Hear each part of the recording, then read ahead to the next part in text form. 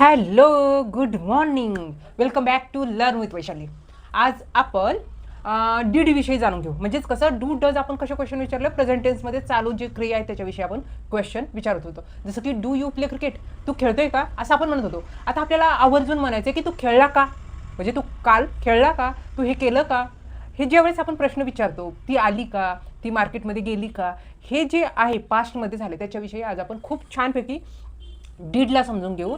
आणि ह्याच्यात एक गोल्डन एक रूल असा आहे की सब्जेक्ट कोणताही असो, ही शी इट असो, आय यू दे वी असो, सगळ्यांसाठी फर्ब वनच येतं आणि डीडच येतं. म्हणजे ह्याच्यासाठी वेगळं काही बदलावं लागत नाही. त्याच्यामुळे आज डीडला खूप छानपैकी आपण समजून घेऊ आणि खूप प्रॅक्टिस करण्यासाठी सेंटेन्स बनवू. त्याने काय होईल, आपल्या तो खूप छानपैकी लक्षात राहील आणि आपण डीडनी क्वेश्चन बनवू शकतो. जसं की सर्वात अगोदर आपण डीड कसा यूज करायचा ते पाहू. डीड भूतकाळात क्रियेसाठी वापरायचं. क्रिया झाली, त्याचे क्वेश्चन, त्याचे प्रश्न विचारण्यासाठी.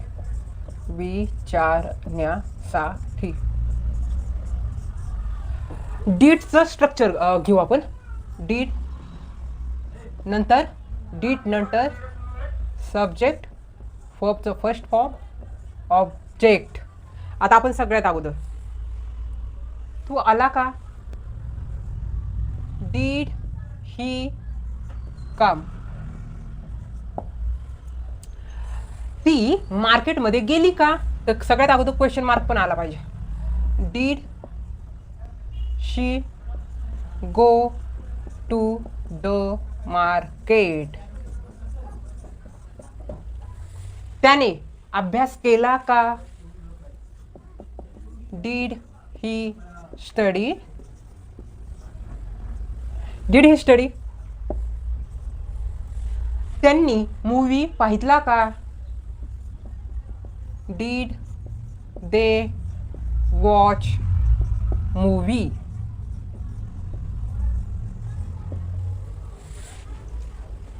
आम्ही जेवलो का, तर डीड वी, आई येणार इथे, did we have dinner. Did we have dinner. नंतर सांगायचं आहे की ही शी ईट I. Me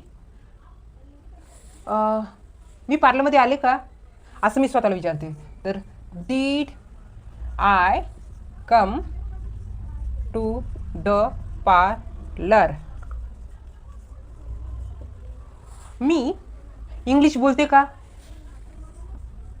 did I speak English. Question mark question mark question mark. त्याच्यानंतर मी इंग्लिश शिकते का, किंवा तो इंग्लिश शिकतो का, शिकला का, तर did he learn English.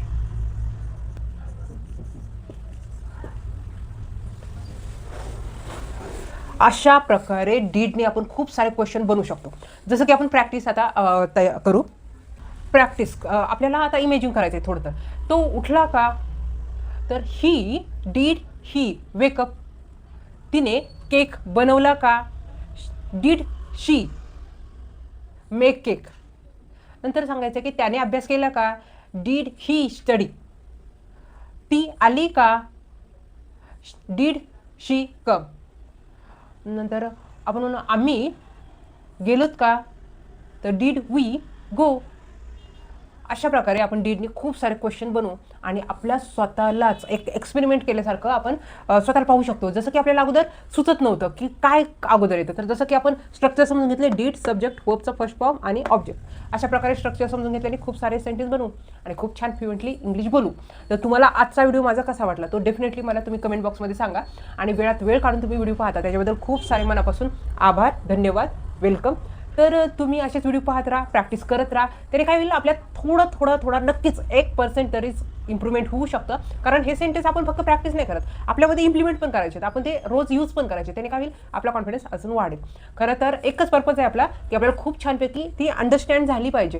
G इंग्लिशची language आहे ती अंडरस्टँड करून घ्यायची आणि आपल्या स्वतःला कॉन्फिडन्स व्हायचा.